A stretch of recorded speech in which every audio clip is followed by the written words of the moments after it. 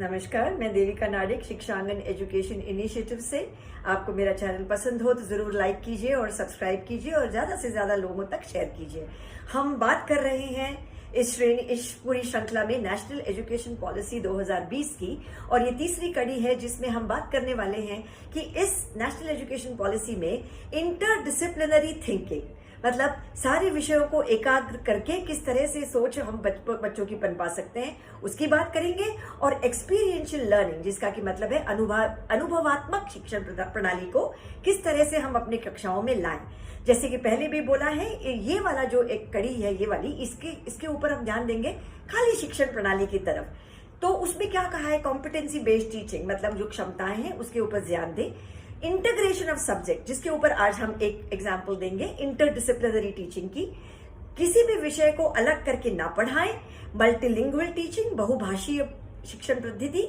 और experiential learning की भी आज हम बात करेंगे। एक और हम उदाहरण देंगे, आज 2 उदाहरण होंगे, इंटरडिसिप्लिनरी का भी और एक्सपीरियंशियल का भी। और बाकी भी जो आपको मालूम है कि शिक्षण पद्धति में नेशनल एजुकेशन पॉलिसी कौन से बदलाव लाना चाहती है। Integration of subjects, interdisciplinary learning में उन्होंने कहा है कि आप आर्ट्स को ले आए, स्पोर्ट्स के ले आए, आईसीटी ले आए, स्टोरी टेलिंग ले आए। हम एक उदाहरण देने वाले हैं। फिर नो सेपरेशन ऑफ सब्जेक्ट्स, हमने इसकी पहले भी बात की है। और बहुभाषाई शिक्षण, मतलब जब मातृभाषा में बच्चा कुछ समझने की कोशिश करता है तो उसकी सोच गहरी हो जाती है, डीपर लर्निंग होती है।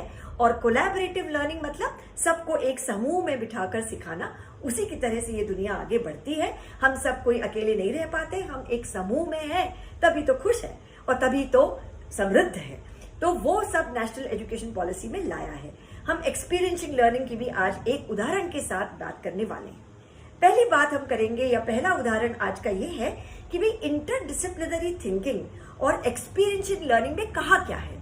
इसलिए बोला है कि करो क्योंकि कोई भी जिंदगी का जो एक्चुअल प्रॉब्लम होता है, गणित का प्रॉब्लम स्कूल में हम सॉल्व करते हैं वो नहीं, जो एक्चुअल प्रॉब्लम होता है उसमें जो अनेक कल्पनाएं हैं वो अलग अलग विषयों से लेते हैं, हम इकट्ठा करते हैं, तभी उसका कुछ हल निकल पाता है। इसीलिए हर विषय को साथ लाके, क्योंकि देखिए हर विषय कहीं ना कहीं एक दूसरे से जुड़ा तो है ही। कुछ हम पढ़ाते अलग अलग है, टीचरें अलग अलग होती हैं बस, लेकिन जुड़े तो सभी विषय हैं, है ना।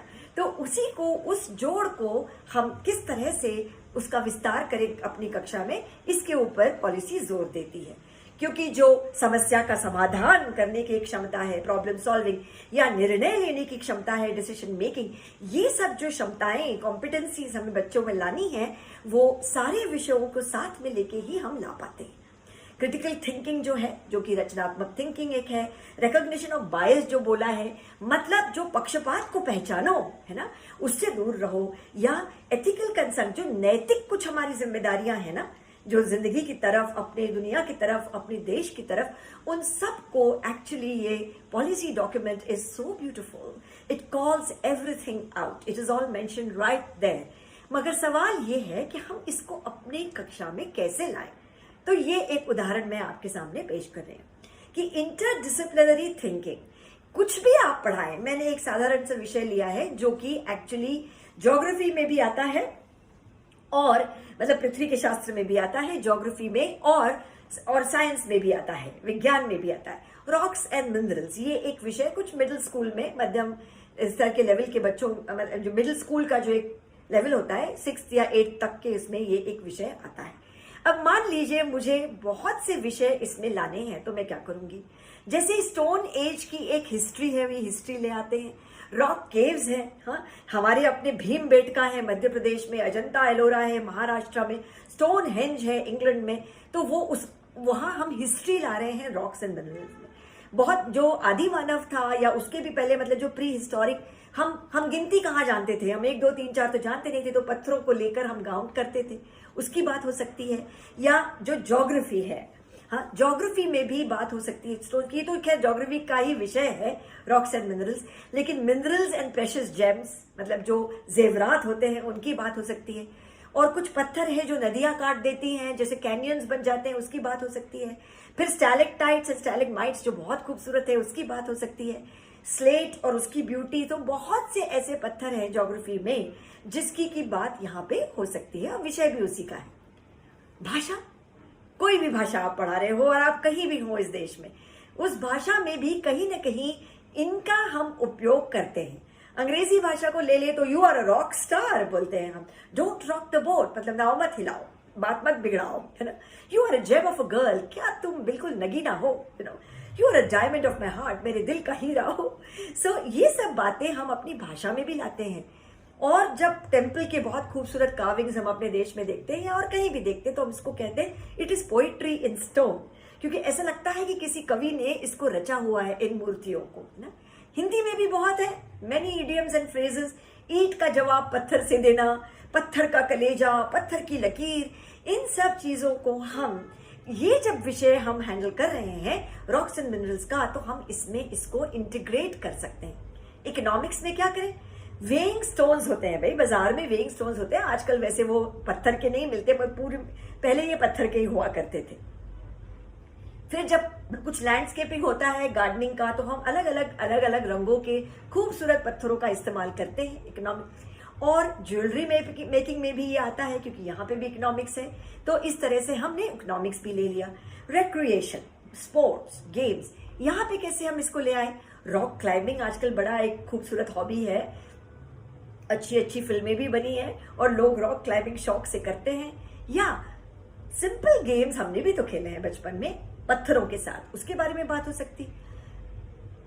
धर्म, रिलीजन, एक तो पत्थरों के स्टोन्स मिलते हैं जिसकी पूजा होती है, या आइडल वर्शिप भी बहुत है हमारे देश में, वो रिलीजन की बात हो सकती है। म्यूजिक, रॉक म्यूजिक है, कुछ पत्थर की कीबोर्ड्स भी मिलते हैं।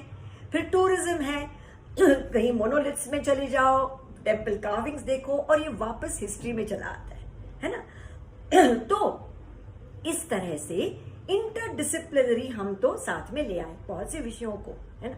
मगर इसको हम एक्सपीरियंशियल लर्निंग में कैसे बदलें। एक्सपीरियंशियल लर्निंग में इसी चीज को हम अनुभव कैसे दें बच्चों को। तो जैसे हमने स्टोन एज हिस्ट्री खोली थी, हमने ज्योग्राफी की बात की है, हमने भाषा की बात की है, हमने अर्थशास्त्र की बात की है, हमने खेल खिलवाड़ की बात की है, धर्म की बात की है और हमने म्यूजिक की भी बात की है। जब हम बच्चों को, अपने स्टूडेंट्स को इसका अनुभव देते हैं तो वही एक्सपीरियंशियल लर्निंग कहलाती। जैसे मान लीजिए स्टैलेक्टाइट्स एंड स्टैलेग्नाइट्स, हम ले गए किसी ट्रिप पे और दिखाए, ज्वेलरी मेकिंग का एक अनुभव दिलवाया। पिट्टू तो हमने सभी ने खेला है ना, पत्थरों के साथ हम पिट्टू भी खेल चुके हैं, तो वो उनको एक्सपीरियंस मिला।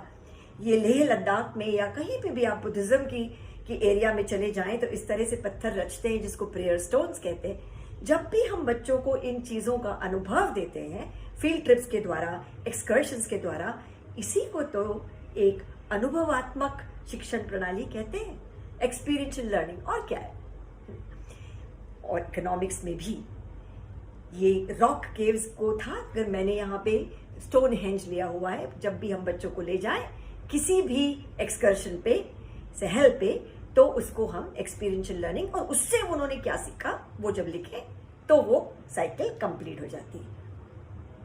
जरूर लाइक कीजिए, सब्सक्राइब कीजिए। आगे की कड़ी में हम आर्ट्स इंटीग्रेशन की बात करने की कोशिश करेंगे, नेशनल एजुकेशन पॉलिसी 2020 से ही जुड़ी हुई। नमस्कार।